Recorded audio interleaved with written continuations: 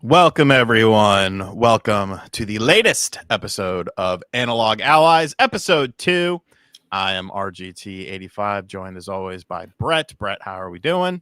Doing pretty good. What about you? Not too bad, not too bad. We have quite a few topics, 4 indeed, to talk about. As always, after this show is wrapped up, there will be a after show hangout for about a half hour where channel members can come through and ask whatever questions that they want to ask. If you are a member of the RGT squad, which is the highest tier, I will be making a post probably tomorrow where you can get your questions in just in case you don't get to catch the shows live.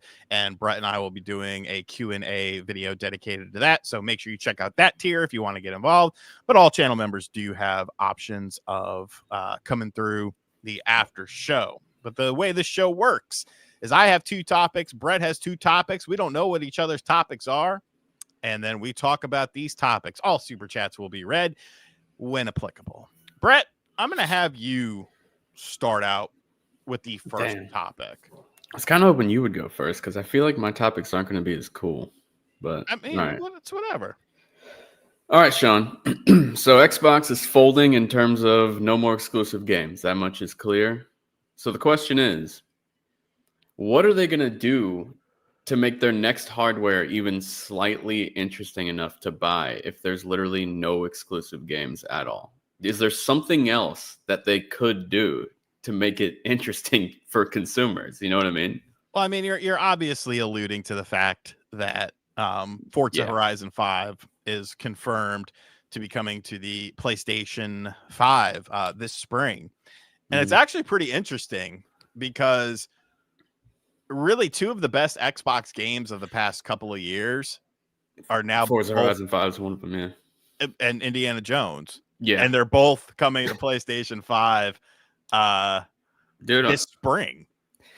Like I said, I don't remember if I said it on this podcast or my other one, but literally with PlayStation's whole blunder when it comes to all the first-party games that were canceled, like Xbox's first party is going to keep PlayStation afloat in terms of actually having games come out. Like we know about all the games from the Direct that just happened. Now we know about Forza Horizon 5. There's plenty more that are rumored to, like, also, like, they're.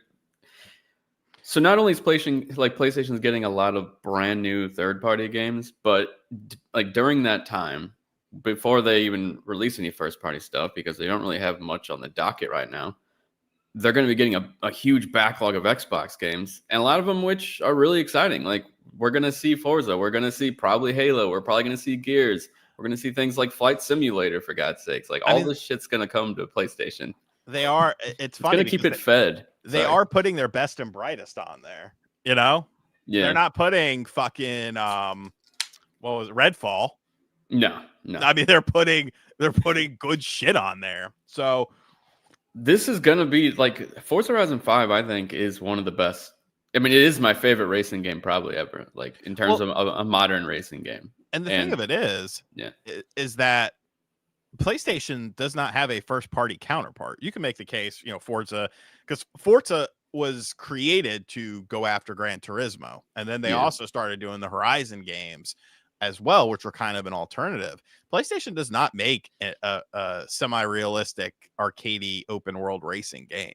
Yeah, so you're kind of filling a void on there. So, it does make a little bit of sense, but it's almost like chasing the quick money instead of the long term, because you're right.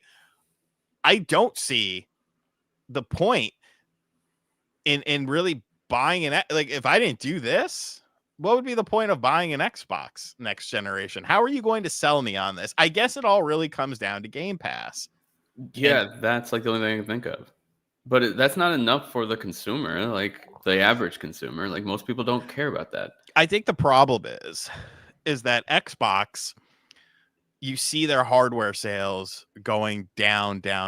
It's once again down 30% over the year prior. So Game Pass isn't getting people to buy an Xbox now when all of these Xbox, when you have to have an Xbox right now to play Gears or Halo or Fable or something like that. Right now you have to have an Xbox, and people are still not buying them. Yeah. They know that there's a good chance you're not going to convince a PlayStation person to want to buy. Well, now you're definitely not. Right. So I don't, and it's almost to the point where you have to be like, because I think one thing that a lot of people they just look at the final product at the console. They look at the final Xbox product that comes out, the Xbox Series console. You don't realize the amount of money that went into research and development and manufacturing of that. It's not cheap to make a console. You usually don't make any money on a console. So what's the point of making the console if you're not trying to sell the console? Why not just go? It's clear that you want to do the streaming stuff, the cloud shit. Make a streaming box and call it a fucking day. But here's the thing. Why do they keep talking about hardware? Like they're trying to put the fire out when it comes to people being worried about there's going to be no more Xbox. But they almost every few months they're talking about we are making new hardware. And not only that, they're making a handheld as well. And allegedly. they even went on. Well, they confirmed they were actually working on a handheld. Oh, did they? Yeah, but yeah. And then another weird quote was, I think Sarah Bond said it. She said the next Xbox console is going to be the biggest leap in technology that we've ever seen between generations. And I'm like, what in what universe? I don't think that means what you think it means, though. You're thinking about cloud? You're thinking about it from a perspective of graphics and stuff like that. I don't think they are. Technology extends beyond graphics. I think they mean in the way that games are distributed and shit, digital only stuff like that. I think. Thank you for the super chat, Zach Mack. I'll read that in just a second. I don't think it means what you think it means. I don't think it means what a lot of people think it means, because we're at the age of diminishing returns. There's not a whole hell of a lot you could do with the technology that's available on the market to release a console at a decent price, still make money on it, and really have that sort of technological leap. Thank you, console fanboy. I'll read that in just a second. Nice. Yeah.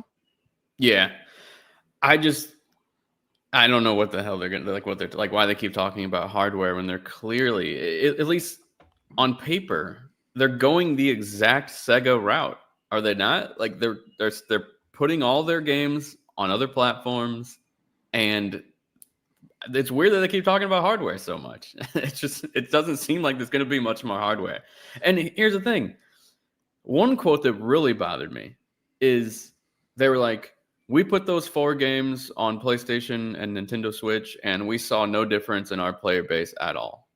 It's like, so that gave you the green light?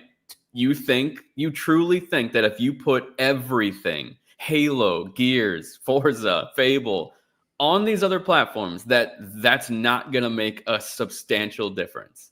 It 100% will. Well, you're also throwing shit at the wall and seeing what sticks. You know what I'm saying? You're just hoping for something to take off, because the only thing that's really growing for them was PC Game Pass. Yeah. But there's only a certain size of a marketplace for things like Game Pass. You're always going to have people who don't want to do a subscription service. And I don't think any of these companies truly realize that. Disney Plus doesn't realize that. Netflix doesn't realize that. Amazon doesn't realize that. You can only reach so many people.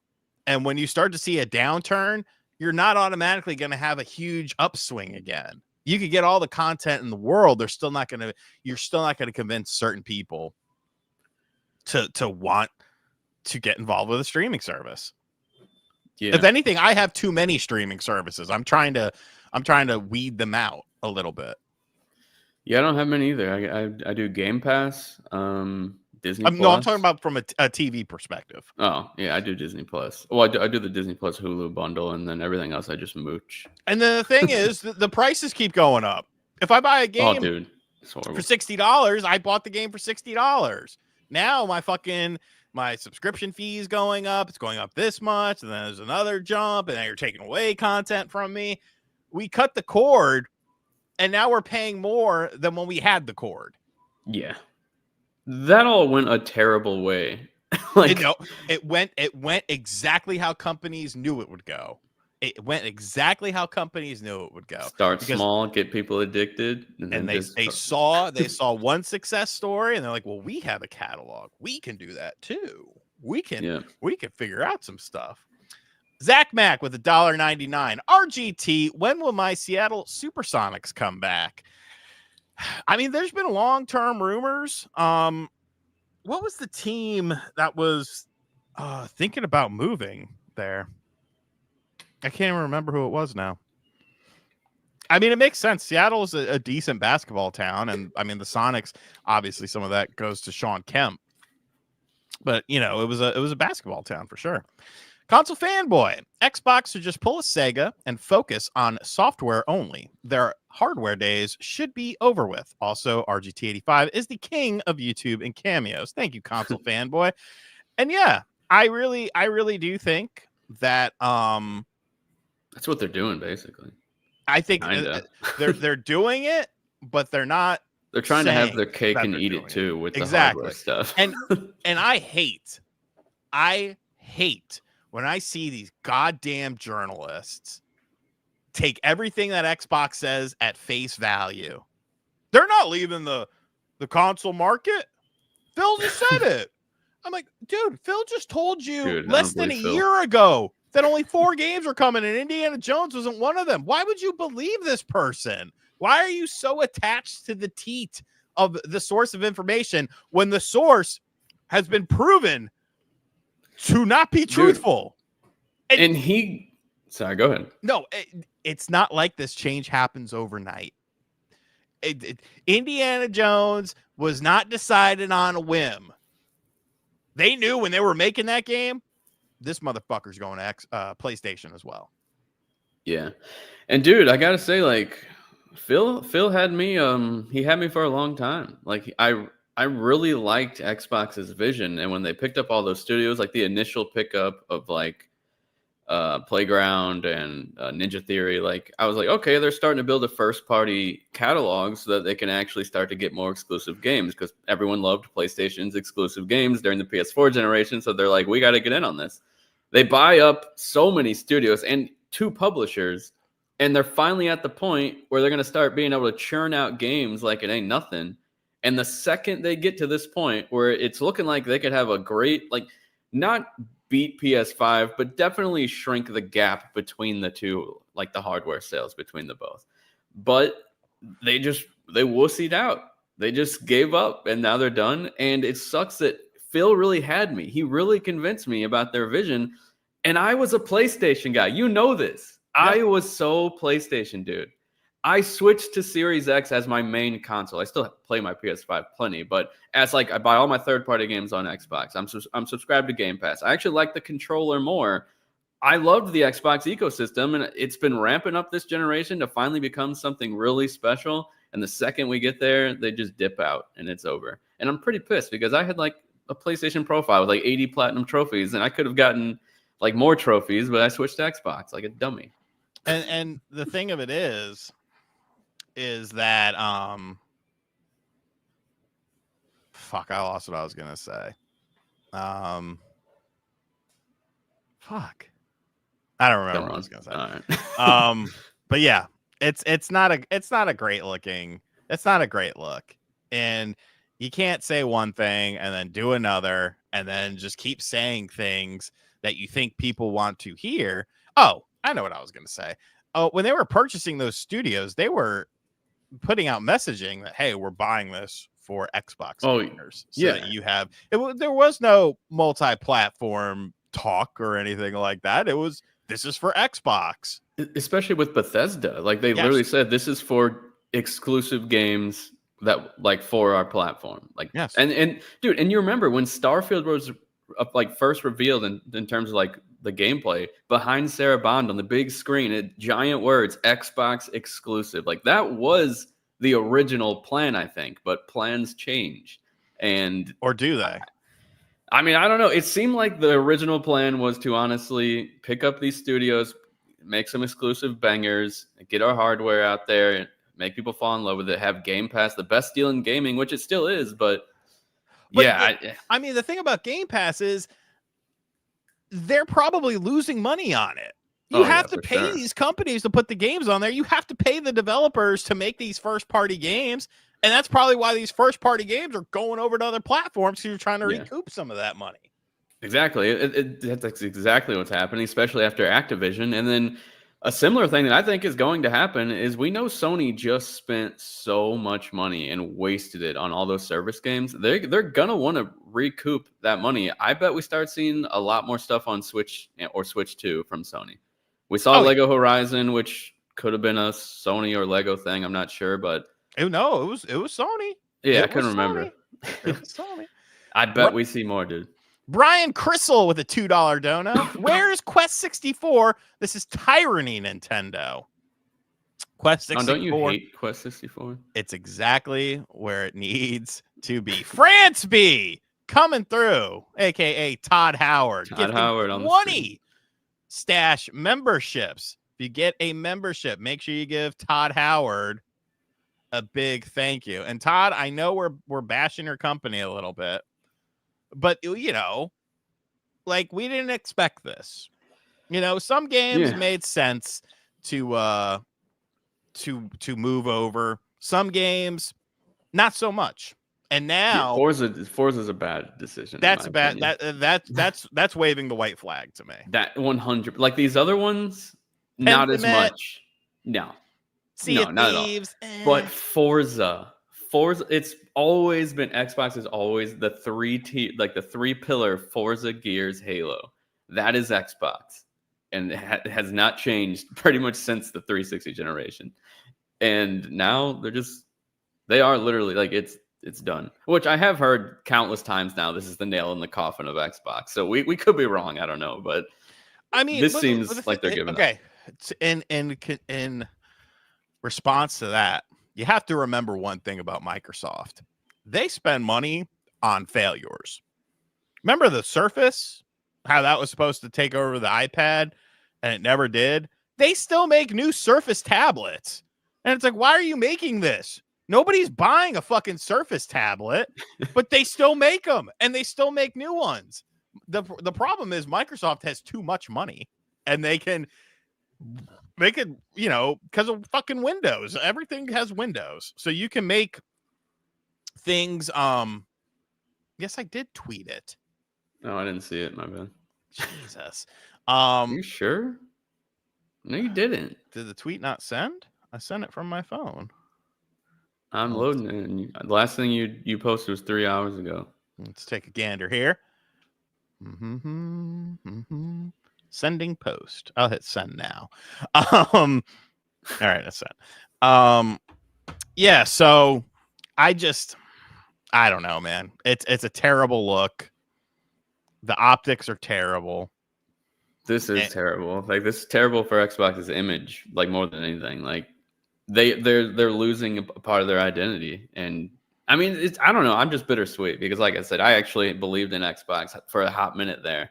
And this is coming from someone who, like I said, 80 platinum trophies, been playing PS3 all the way through all the way through PS4, and with PS5 and Series X is when I was like, you know what? I'm gonna switch to the other side. I actually like what they're doing. The more like player focused moves, like not like nickel and diming and only doing remasters and service games. So, but it doesn't matter now. All their games are gonna be everywhere. So, because everything's an Xbox. Everything's an Xbox, and if everything's an Xbox, well, nothing is an Xbox. For my first topic, I want to piggyback off of my video from today, because although I've given my thoughts on the situation, I'm curious to hear your thoughts. Do you think Ubisoft exists in the way that it exists right now, independent, still making big games in 1 year? No, I honestly have a feeling that Shadows is not going to hit the way they need it to. I think it'll sell good. It's Assassin's Creed. But it seems like so much is riding on Shadows, like the company almost.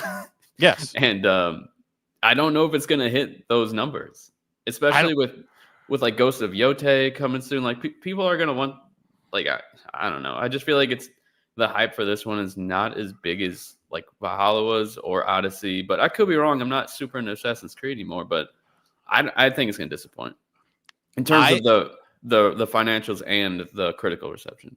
Like, I think they're expecting and hoping this to sell like 30 mil. No. Like it has to be some astronomical number because you lost out your ass on Outlaws. You lost out your ass on Prince of Persia, The Lost Crown.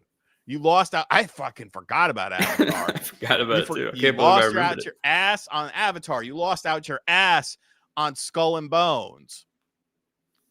And this needs to sell 20 million copies. Like, I don't know, man. And it's not gonna. I think it'll probably sell more than a lot of people are like, oh, it's not even gonna sell 1 million. I think 5 million. Wasn't Assassin's Creed Valhalla the highest selling, or at least the fastest selling AC? I think it was the highest selling. But the problem is, look at Ubisoft during the Valhalla. Ubisoft during Valhalla was a different company than Ubisoft now. Ubisoft during Valhalla was in a much better shape. Not to say that they were perfect, because they weren't, but they were in a better shape with consumers, in the eyes of consumers, and all this, that, and the other. Sorry. No, go ahead. I was going to say, it's crazy that just a few bad moves. Like, do you remember THQ and UDraw? When they thought that was going to be a big hit, and then they ended up going under. And like, Ubisoft did they probably invested so much money into Star Wars Outlaws and Avatar, and for what Prince of Persia is, which is a side-scrolling Metroidvania, the budget for that game was apparently like really big, and I don't know how it was so much. Was it really? That's what I heard. I mean, we could look it up, but I feel like they're just, I don't know, lots of bad moves. Well, and somebody in the chat, Jimmy V, the rot was starting by Ghost Recon Point Break. They also, like, Tom Clancy has to be rolling in his fucking grave with what they have done with him. Oh my God. People don't understand. Like, I feel like especially a lot of younger gamers. I mentioned this in my video today. During the mid to late 90s and early 2000s, I would say almost all the 2000s, Ubisoft games were something you got hyped about. They were something you were excited about. They had fresh ideas, fresh IPs. Rainbow Six was huge.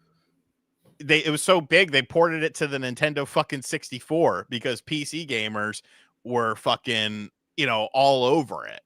The Dreamcast version was super awesome, unlike anything you had played before on a console. Splinter Cell, Driver, Rayman. But then they just almost got like complacent. Like, how long is Beyond Good and Evil 2? That's never coming out. But dude, we also forgot about Skull and Bones.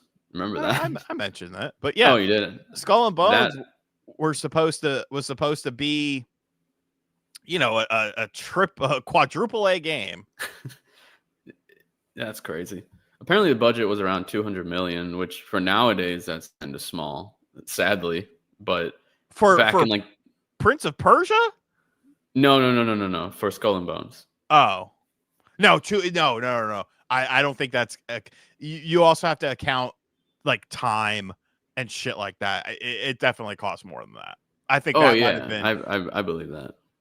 If you spend $1 million in 2012 and you spend $1 million a day, it's apples and oranges. So yeah, but dude, Ubisoft games used to be awesome. Like the last game that I kind of fell off of most of their games, and then probably 4 years ago at this point, I played through Splinter Cell Blacklist, and all I could really get from I remember playing it and being like, wow, this game actually feels like it has heart, which is what all their games lack. They feel hollow every time I play them. They feel like they're by the numbers, a checklist of things we have to put in our games, and that's how we get people to buy them. And a lot of people love those games, but I don't like their format of all their games anymore.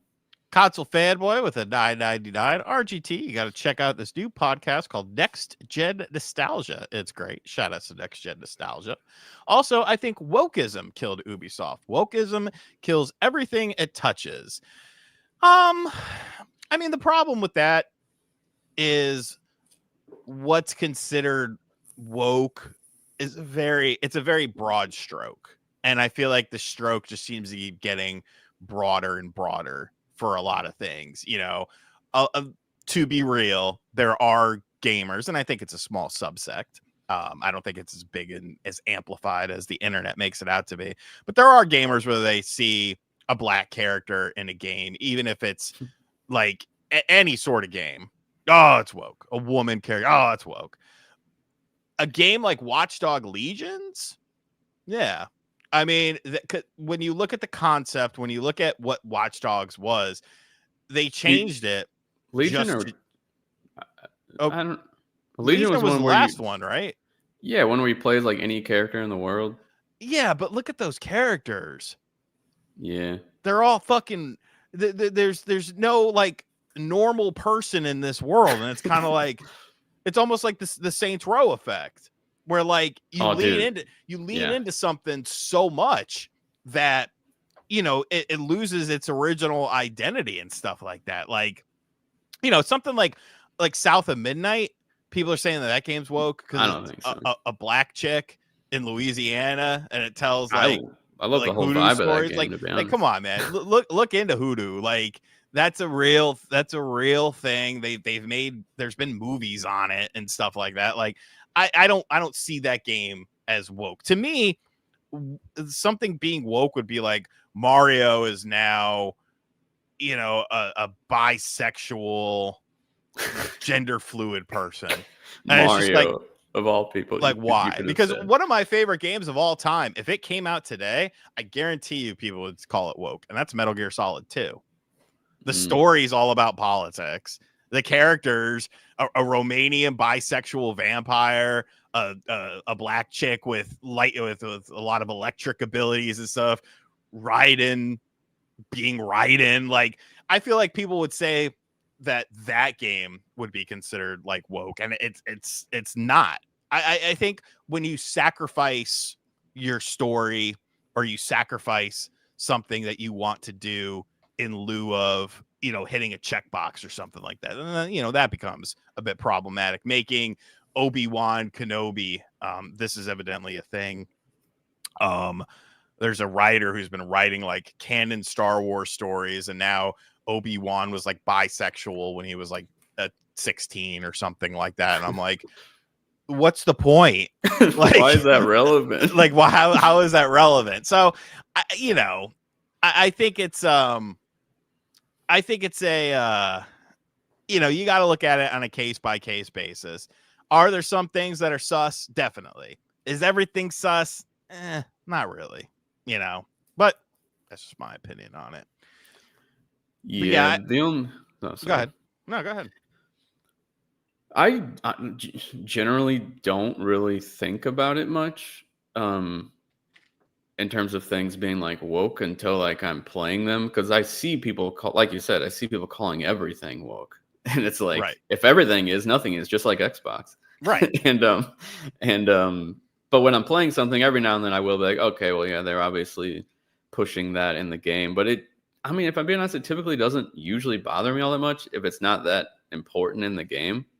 There are games where that's like the sole focus, like story-driven games about like coming of age stories, like I don't know, like Life is Strange and stuff, but it's relevant there. You know what I mean? I don't care about Life is Strange. Like, that was just a random example, but no, I think that's a good example. But I have seen I haven't played it yet, but I've seen scenes in Dragon Age: The Veilguard that really do not fit the world that I know of Dragon Age. Like, I've played Right. all of them. I haven't played Veilguard, but when they're talking about like a character being non-binary and stuff, like I didn't even start hearing that word until the past like 5-10 years, and like to hear it in like a Dragon Age, it's a little jarring, and it almost just doesn't fit the world. But Well, and then again, I haven't played it, so I don't know. it's also interesting though that a lot of people think that some of these concepts are new ideas. When I look at one of my favorite movies of all time, which before I say the name, okay, so the movie came out in 75 and the whole plot was around a transsexual person, Dog Day Afternoon. Like, fucking great movie. The whole thing was he was robbing the bank so that his partner could get the surgery to have it done and stuff like that. And nobody's gonna fucking watch Dog Day Afternoon and be like, oh, this is a woke movie. So if it came out now, it'd be the wokest thing ever, right. So it's an interesting conversation. I think it's very nuanced. I think the problem is that most people that have the conversation already have a hard stance on it, and it's not necessarily about finding a common ground or finding a middle point. It's either one side or the other side, and those are like the most outspoken people on both sides of the coin, so they just battle each other all the time, calling each other grifters when it's like you're both engaging in it. Like you're both profiting on this. You making a YouTube video calling out a grifter is not only profiting you, but it's profiting them, because now they have ammunition to go back at you. And it's like, I don't know. It's a very strange thing to me, because they don't really see it that way. And I'm just like, one cannot exist without the other. Yeah. And I just feel like in real life, no one really talks about it all that much. It's only on the internet, Oh no. Yeah. No, nobody fucking really talks about that shit. Anyways, let's get back on topic. What's your next topic? All right. The Steam console, the rumored Steam console that's on its way. And this is kind of a two-parter because, well, first we'll talk about the Steam console and then I'll say what I'm going to say after that. But do you think that this has any chance nowadays to like come into the console business now that Steam is established like more than ever? They had tried the Steam machine, wasn't that what it was called? And it was not very popular. No one really cared. But since then, Steam's obviously like massive. It's huge. So do you think that they could come into the console market and like PC players or even console players who want to switch to a PC type system, but still like familiar to them because it's a console? Do you see a lot of people jumping ship from PlayStation or Xbox or Switch and caring about the Steam console?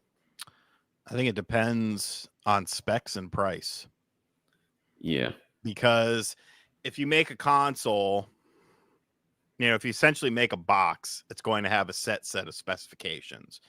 And if those specifications aren't good enough to justify the price, when I could buy a PC that is equivalent in price, that is way better, I don't see that as something that would be, game changing or anything like that. Like, I think it would have to be extremely balanced, price competitively. But isn't the whole thing like, what would stop someone? I mean, really, what stops someone? Because Steam's going open source, correct? Where you can put it on anything. I don't know. I can't remember. I don't know. I mean, I'm not a PC gamer, so I'm gonna need the chat.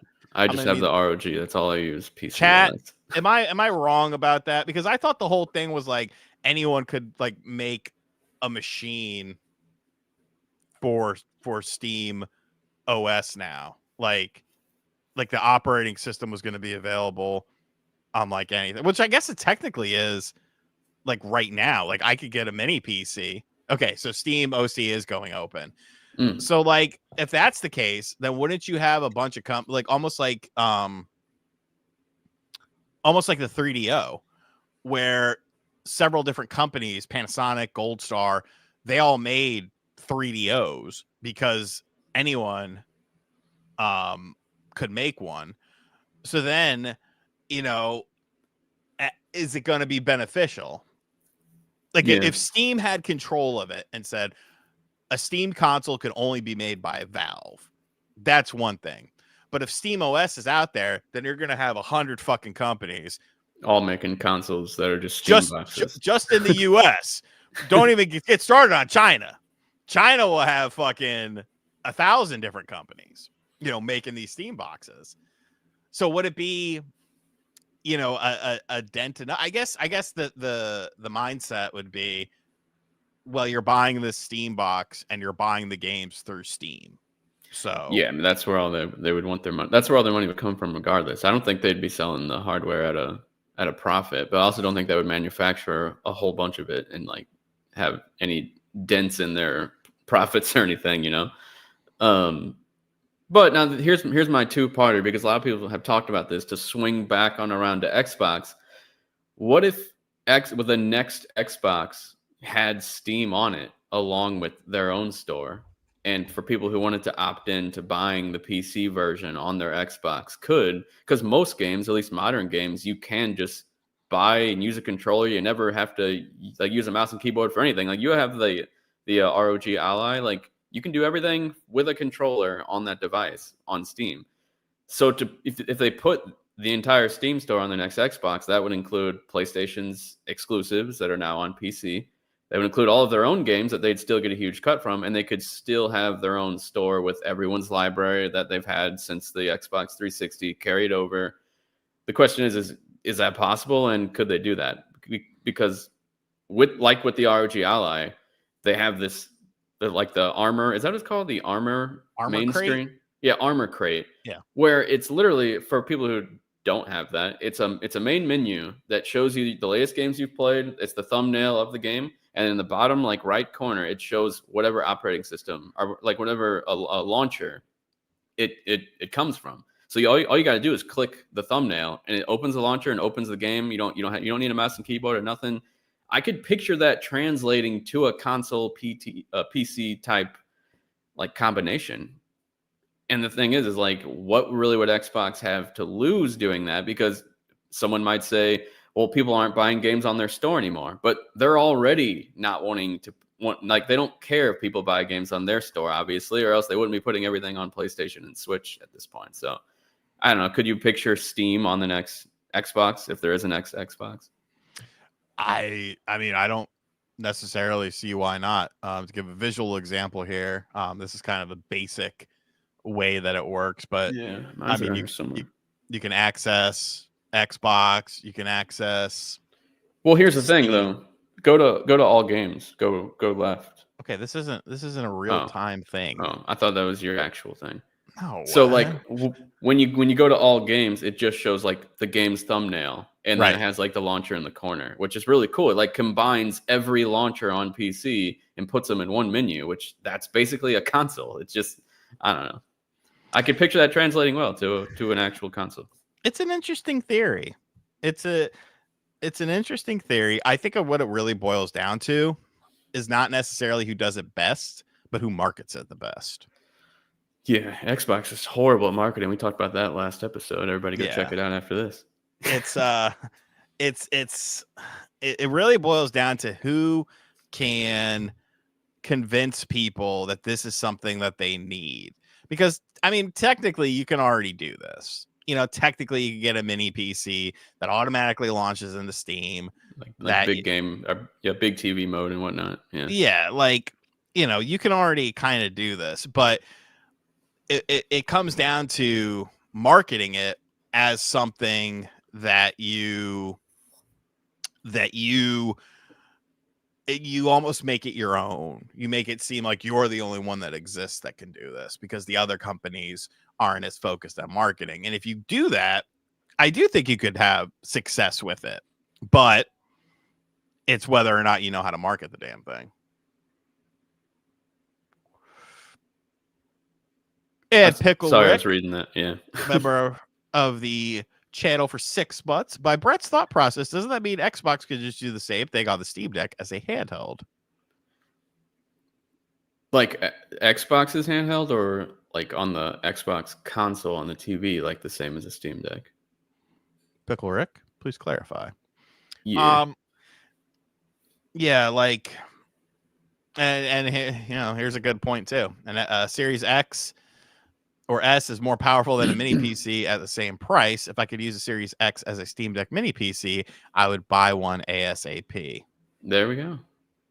I mean, like I said, they obviously don't care if you're buying their games in other stores. They're not getting it as big of like percentage, but they're going third party essentially. So what honestly would be the loss if Steam allowed it, if they had Steam on the next Xbox and you could choose if you wanted to buy it on the Xbox store or the Steam store?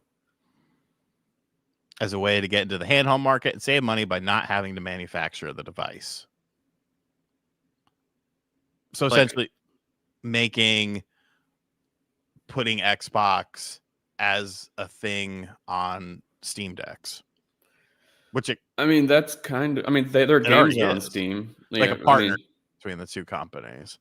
Maybe their games are on Steam, and they have doesn't the Steam Deck have a native cloud streaming Xbox app? Sir, as shown in the image here, it does. Yeah. So, I mean, you could technically now, of course, the cloud. I mean, I'll call a spade a spade. I don't think Xbox's streaming is nearly as good as PlayStation's. Oh, it's not, dude. Well, which is weird to me, but remote play is really good for me on it with Xbox, and I think it's better than PlayStation's. I only ever use remote play. If I stream from the cloud on either, it's not, in my opinion, it's not good enough for me to play. But PlayStation's is better for sure right now, which is weird because that's all Microsoft talks about is the cloud, but you can't even get like a good streaming service going. Yeah, it's weird. Oh well. And isn't Sony using Microsoft's cloud servers? Like, remember that partnership they announced? So, like, what? How is theirs better? I don't know. Xbox mystery. It makes no sense to me.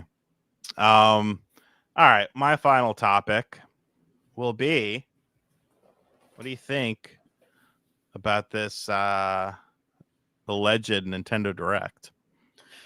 When is it? Streets are thinking it's next week because of the fact that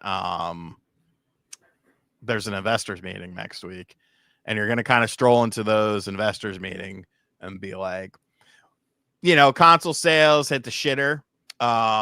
Software was kind of all right. I don't have anything to say to you until April 2nd. And I'm not quite sure. Bro, Nick, we are going to beat the piss out of you on Saturday. Like, it's not even, you don't even have AD. He's out for a week. Just stop. It's gonna be a brutalization. You're gonna have Bronny out there in the second quarter crying. On Live was good. I liked On Live. From Outlaw Farmers RC, NVIDIA Cloud is the best 100%. I was amazed by NVIDIA's cloud. Like, it felt native when I tried that, but I only did the trial. I don't want to pay for it. I've never used it. I don't really mess around with that kind of stuff. But yeah, so that's the thought process, is that it either happens the day of or maybe the day before the investors meeting, with the focus only being on the original Switch. Oh, yes. I don't know. That's like, that would be kind of weird, don't you think? I mean, yes and no. I mean, the thing of it is, you're gone audio. You have to have something for this system. Yeah. You only have a game for March, and that's it. Metroid. Metroid's a thing. Pokemon Sa is a thing. But you don't have anything beyond that. Yeah. You still got 3DS announcements when the Switch was on the market. You still got new games for it. What do you think we could get? Like another remaster or remake? Like Like find out in for current Switch. tomorrow's video. This is just Oh, sad. okay. This is just sad commentary, Brett. Sad commentary. I think you get Robobot, a Fire Emblem, maybe a Metroid Prime, maybe one of the Zelda games, because I don't think those are going to be Switch 2 games. And like probably Wind Waker or Twilight Princess, you think? right, because I mean it'll still work on the system. Yeah, it'll be the same essentially.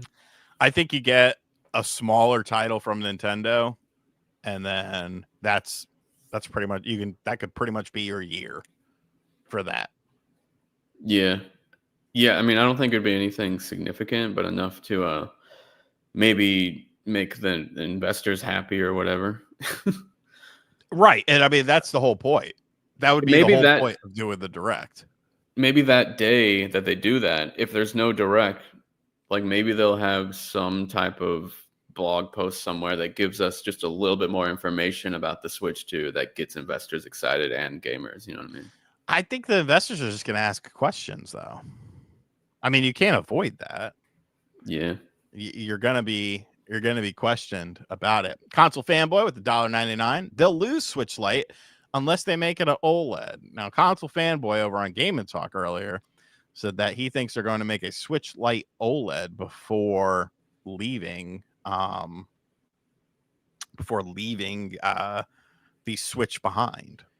So then they would have a $200 handheld, a $250 handheld, a $300 one with the original Switch, and then a $350 one with the Switch OLED, and then a $400 one with the Switch 2.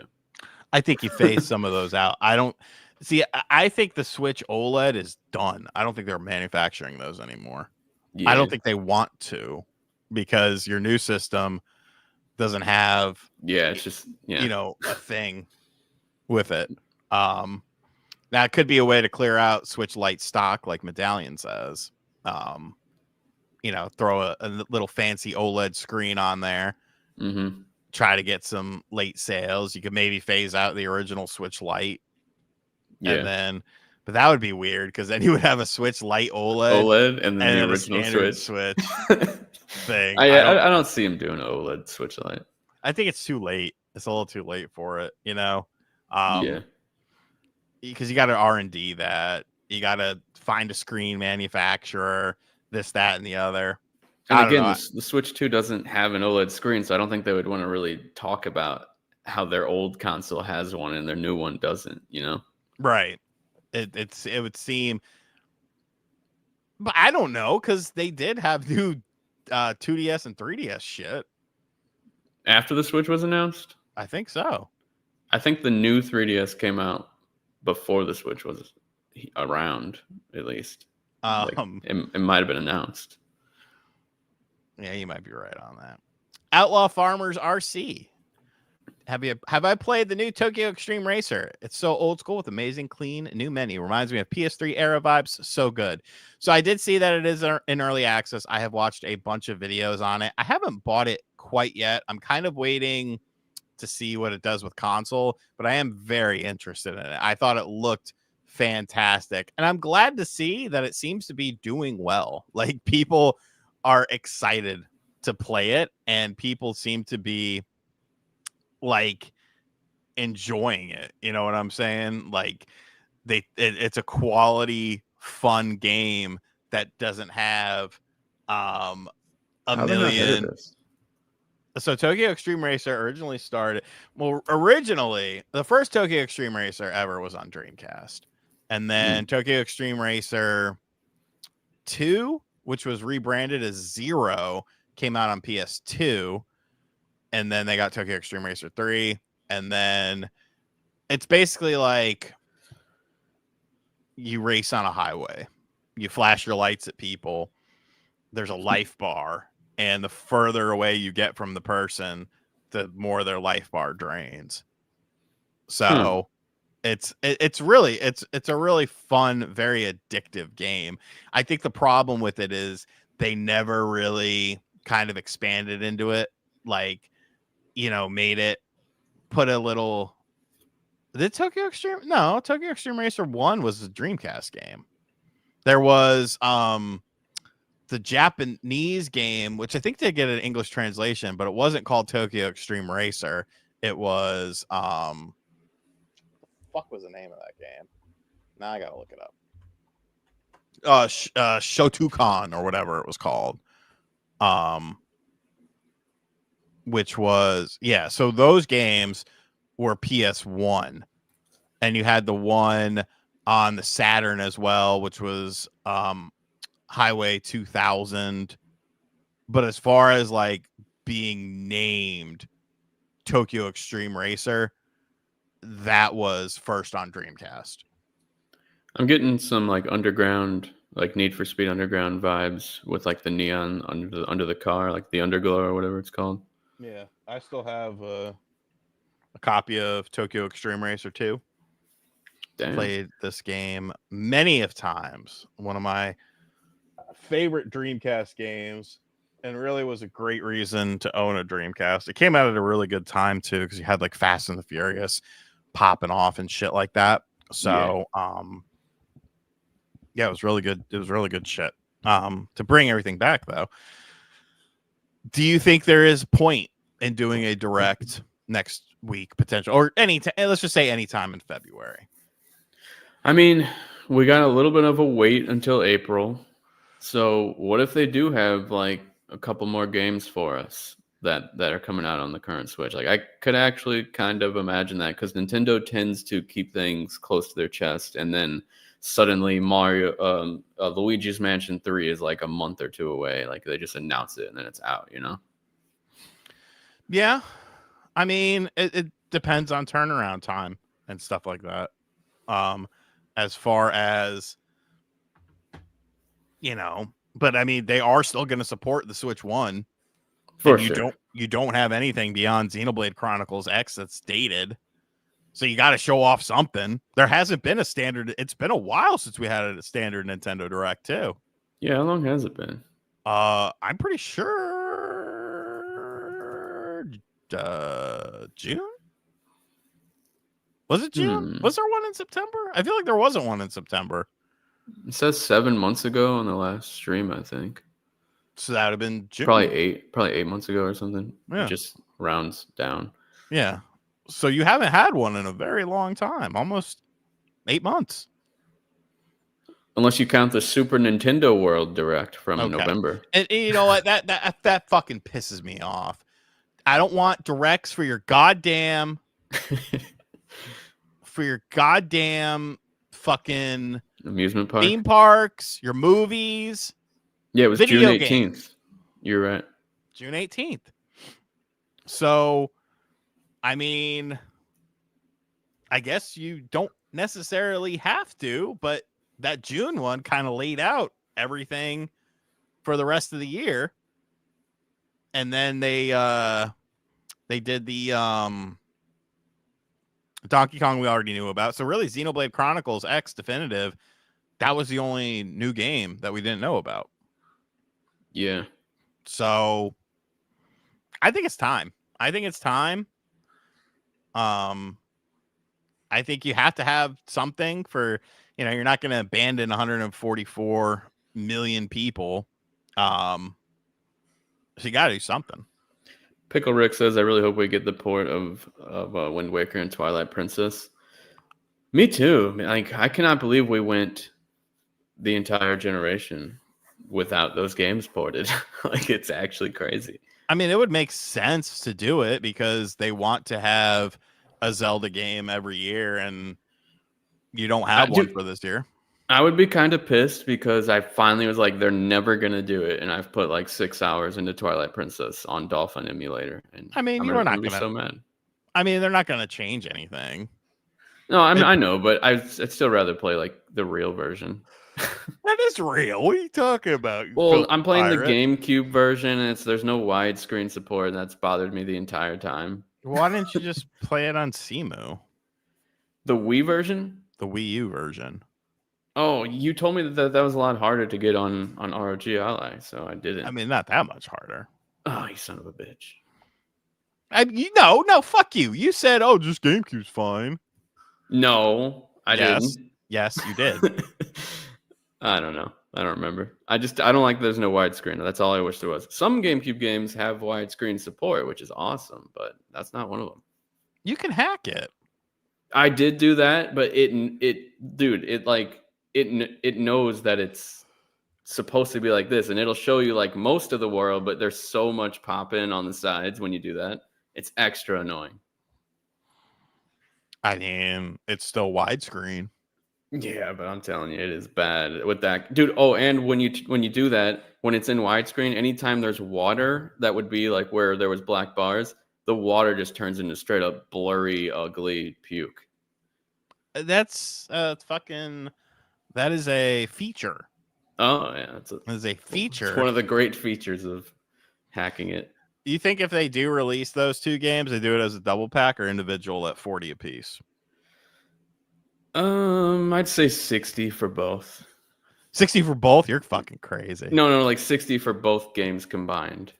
Yeah, you're fucking crazy. I think 60 for each individual game. No, man. They can't. Bro, they do it with 3DS games. They can't do it again. They do it with 3DS games.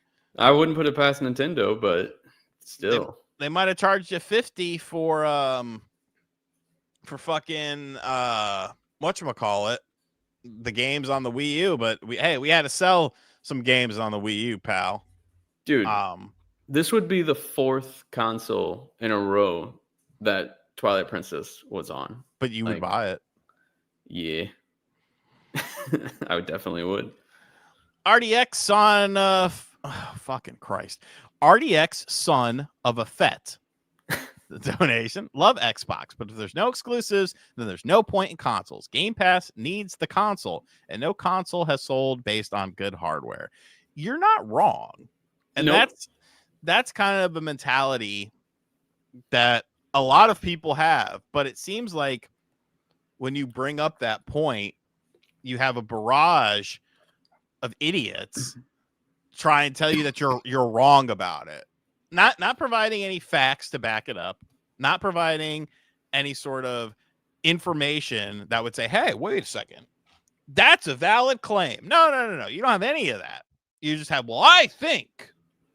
Like, okay. The question is, Sean, is if we could see another universe where Xbox didn't start to go third party and they put out all these exclusive bangers, like even Doom would be exclusive and Ninja Gaiden 4, because they're all published by Xbox now. Like, would they have ever actually, like, if you look at exclusive games on PlayStation, they're not the highest selling games usually. Like, all the third party shit is. So, like, do people actually care that much about exclusives? Like, the normal person, the normal casual gamer, if that's not what they're playing, clearly, like, there was 120 million PS4s out there, and The Last of Us 2, I think the last time they said numbers was like 10 to 15 million, wasn't it? Like, that's such a small percentage of that entire player base.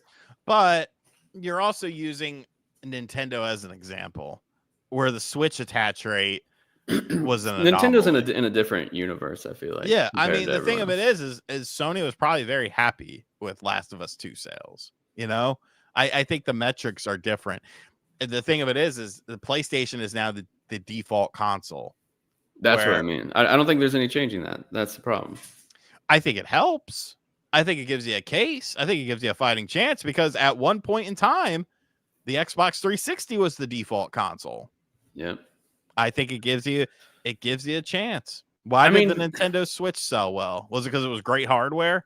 No, the fucking hardware was atrocious. Sold because of games. And that's why this Xbox stuff extra annoys me, because they've seen Sony go through it with the PS3 that started off abysmal. They saw Nintendo go through it with the Wii U that was always abysmal. And they rebounded. But they think, well, we lost the worst generation. That's Phil's exact quote. And it annoys me so much. It's like, so it's impossible. We have to basically give up. And yeah, this is why we're doing this. But they're not giving up because they have a new console coming out. But it's only 4 games that are going multi-platform. And Indiana Jones, hey, it's not motherfucker, it's not one of them until it is.